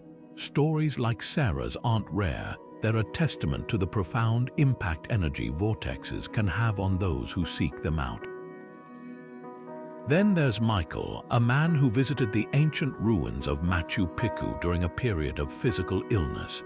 Suffering from chronic pain, he had almost given up hope of finding relief. But as he walked through the stone pathways of the Inca city, something shifted. The crisp mountain air, the hum of the wind through the ruins, and the palpable energy of the site seemed to work together, easing his pain in a way modern medicine never had. Michael describes the experience as a turning point, not just in his health, but in his understanding of the body's connection to the Earth's energy. His story is a powerful reminder that these sites aren't just spiritually significant, they're places of healing, where the physical and the metaphysical intersect in extraordinary ways. But it's not just about physical or emotional transformation. For some, energy vortexes spark profound insights, moments of clarity that feel almost otherworldly. Emma, a teacher from England, recalls her visit to Glastonbury Tor, where she experienced what she describes as a download of ideas. As she stood at the top of the hill, overlooking the lush countryside, she was struck by a sudden, vivid understanding of her life's purpose. The experience was so intense that she began writing furiously, filling pages with ideas that seemed to flow effortlessly. Emma's story highlights how energy vortexes can act as catalysts for creativity and self-discovery, unlocking parts of ourselves we didn't even know were there. What's striking about these stories is how personal they are. Each experience is unique, shaped by the individual's intentions, challenges, and openness to the energy of the site. Yet, there's a common thread, a sense of connection, clarity, and transformation that transcends the boundaries of culture, age, and background. Whether it's a spiritual awakening, a physical healing, or a moment of profound insight, energy vortexes seem to offer something deeply personal to those who visit them. They remind us that the Earth's energy isn't just a force to be studied, it's a force to be felt, a force that can change us in ways we never imagined. As you reflect on these stories, you might find yourself wondering, what would it feel like to stand in the presence of such energy? How might it shape your own journey? The beauty of energy vortexes is that they invite us to explore these questions for ourselves, to step into the unknown and see what emerges. Whether you're drawn to the red rocks of Sedona, the ancient stones of Stonehenge, or the mystical peaks of Machu Picchu, these sites offer an opportunity to connect with something greater, not just the earth, but the deeper parts of ourselves. And who knows, the next story of transformation could be yours. As we stand on the brink of new discoveries, the future of energy vortex research holds immense promise, blending ancient wisdom with cutting-edge science in ways that could reshape our understanding of the world. Imagine a future where advanced technologies like quantum sensors and artificial intelligence work alongside traditional spiritual practices, creating a bridge between the measurable and the mystical. This interdisciplinary approach could unlock secrets that have eluded us for centuries, offering fresh insights into how these enigmatic forces operate and why they've captivated humanity for so long. The potential is as vast as the mysteries themselves, and the journey ahead is nothing short of thrilling. One of the most exciting frontiers lies in geomagnetic research. Scientists are increasingly turning their attention to the Earth's magnetic field, exploring how its fluctuations might influence the energy we feel at vortex sites. Tools like high-precision magnetometers are already revealing patterns that align with ancient beliefs, suggesting that there's more to these sacred spaces than mere coincidence. For instance, studies at sites like Stonehenge and Sedona have detected unusual electromagnetic activity during specific celestial events, such as solstices or full moons. These findings hint at a deeper connection between the Earth's magnetic fields and the energy vortexes that pulse beneath the surface. As this research evolves, we might uncover new ways to map and understand these forces, potentially identifying previously unknown vortex sites around the globe. But it's not just about technology, it's also about integrating the wisdom of the past with the tools of the future. Indigenous cultures and ancient civilizations often possessed an intuitive understanding of Earth's energy, one that modern science is only beginning to appreciate. By combining traditional knowledge with contemporary methods, researchers could gain a more holistic view of energy vortexes. For example, oral histories from indigenous communities might offer clues about the locations of lesser-known vortexes, while modern geophysical surveys could confirm their presence. This fusion of old and new could lead to groundbreaking discoveries, revealing how these sites function on both a physical and spiritual level. Another area of growing interest is the role of consciousness in shaping energy vortexes. Quantum physics has already shown us that the observer can influence the observed, a concept that could extend to how we interact with these sacred spaces. Future studies might explore how human intention, meditation, or even collective rituals affect the energy of vortex sites. Could it be that our thoughts and emotions act as a kind of tuning fork, harmonizing with the Earth's energy to create profound experiences? This line of inquiry could open up entirely new ways of understanding the relationship between humanity and the natural world. Of course, the enduring mystery of energy vortexes is part of what makes them so compelling. Despite all our advancements, there's still so much we don't know. Why do certain places resonate with such intensity? How did ancient cultures identify and harness these energies without the tools we have today? And what might these sites teach us about the nature of reality itself? These questions remind us that even in an age of scientific discovery, there's room for wonder and awe.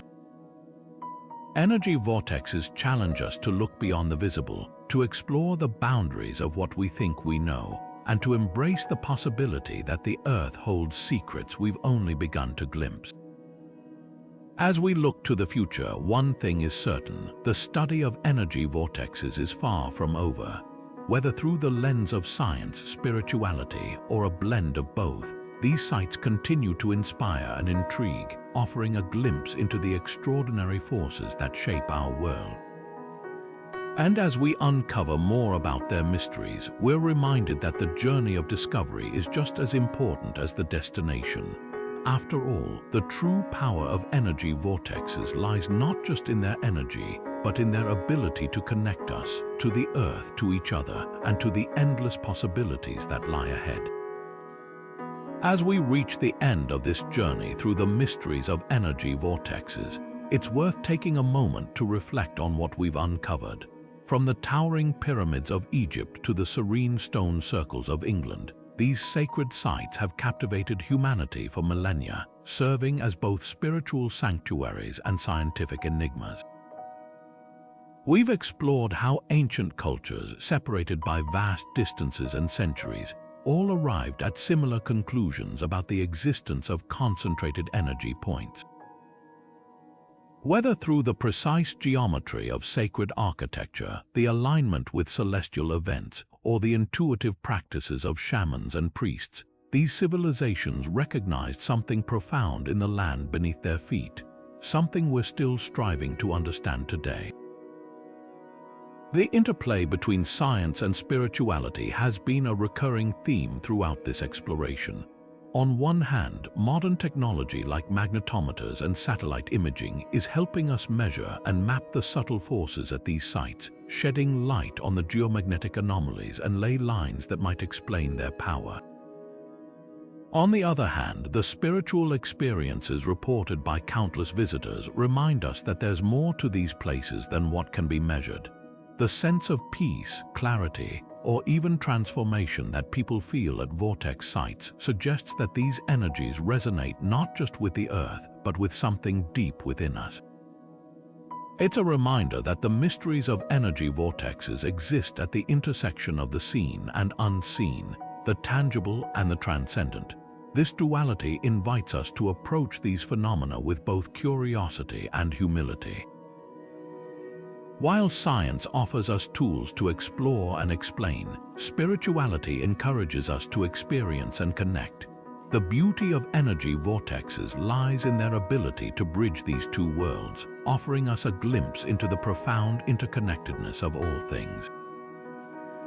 Whether you're drawn to the scientific explanations, the spiritual significance, or a blend of both, these sites challenge us to expand our understanding of the world and our place within it. They remind us that the Earth is not just a collection of landscapes, but a living, breathing entity with its own rhythms and energies. So, what can you take away from this exploration? If you've ever felt a pull toward these sacred sites, consider visiting one. Stand in the shadow of ancient stones, feel the pulse of the land beneath your feet, and see what you discover. But even if travel isn't an option, you can still connect with the concept of energy in your own life. Take a moment to tune into the natural world around you, whether it's a quiet forest, a flowing river, or even your own backyard. Notice how it feels to be present, to slow down and listen to the subtle rhythms of the earth. You might find that the energy of these places isn't so far away after all. As we close this chapter, let's leave you with a thought from the late physicist Carl Sagan, who once said, "Somewhere, something incredible is waiting to be known." Energy vortexes are a testament to that idea, a reminder that the world is full of wonders, both seen and unseen, waiting for us to explore and understand. Whether you're a skeptic, a seeker, or simply someone with a curious mind, these sites invite you to keep asking questions, to keep seeking answers, and to keep marveling at the mysteries that surround us. We'd love to hear your thoughts. Have you ever visited an energy vortex? What was your experience like? Or perhaps you felt a connection to the Earth's energy in another way. Share your stories in the comments below, and let's continue this journey together. After all, the true power of energy vortexes isn't just in their energy, it's in the connections they inspire, the questions they raise, and the sense of wonder they awaken in all.